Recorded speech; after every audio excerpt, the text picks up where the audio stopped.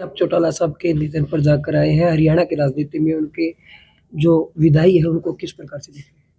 देखिए, चौटाला साहब का जो निधन है उससे पूरा हरियाणा हतप्रभ है। पूरे हरियाणा में शोक है और चौटाला साहब के लिए हरियाणा का गांव, गरीब, किसान ये उनकी प्राथमिकता में था। इनके हित चौटाला साहब के लिए सर्वोपरि थे। पूरे जीवन पर्यंत वो गांव, गरीब और किसान की लड़ाई लड़ते रहे। उनके जाने से इस लड़ाई के लिए थोड़ा खालीपन होगा और वो एक दृढ़ प्रशासक के रूप में जाने जाते थे। बात के धनी थे और जितना संपर्क, जीवन संपर्क उनका मैंने देखा, मैंने कभी किसी राजनेता का नहीं देखा। लोगों से जुड़े हुए थे, लोगों की दुख तकलीफ का ध्यान रखते थे और किसान के लिए हमेशा संघर्ष करते थे। तो उनके जाने से हरियाणा ने एक गांव और गरीब और किसान का नेता खो दिया है। तो हम सबको उनके निधन से बहुत सदमा लगा है। तो मैं शोकाकुल परिवार के प्रति संवेदना व्यक्त करता हूं और प्रभु से प्रार्थना करता हूं, प्रभु उस दिवंगत आत्मा को अपने चरणों में वास दे।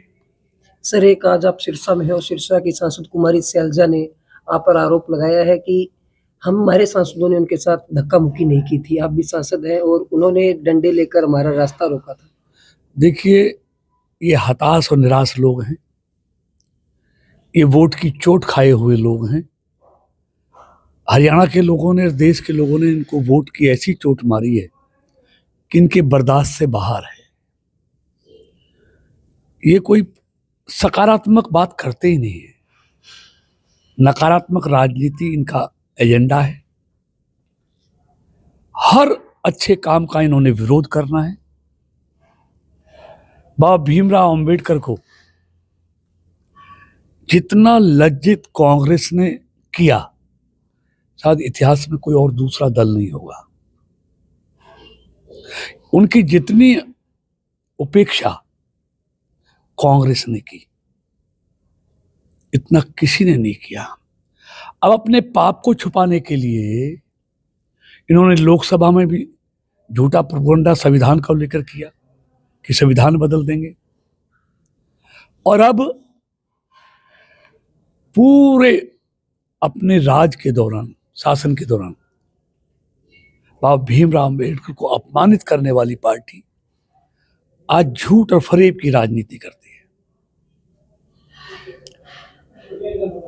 उनका नेता कभी पॉजिटिव पूछिए क्या करना चाहिए, कोई जवाब नहीं है सिवाय मोदी विरोध के करते करते आज वो देश विरोध पर उतर रहे हैं। आज उनको न देश की चिंता है, न देश के लोगों की चिंता है,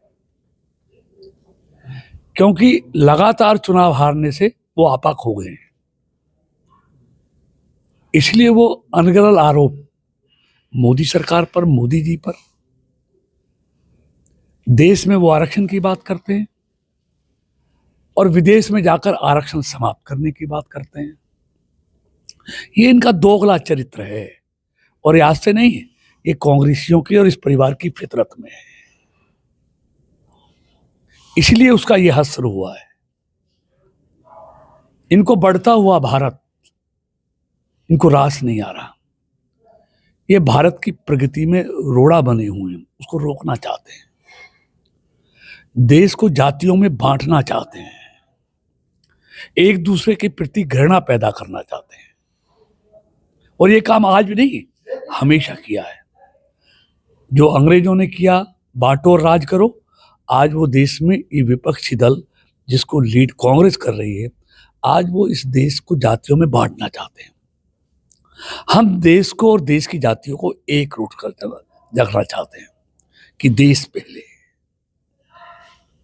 ये अंतर मूलतः है और इसलिए ये अपने इरादों में कभी सफल नहीं होंगे।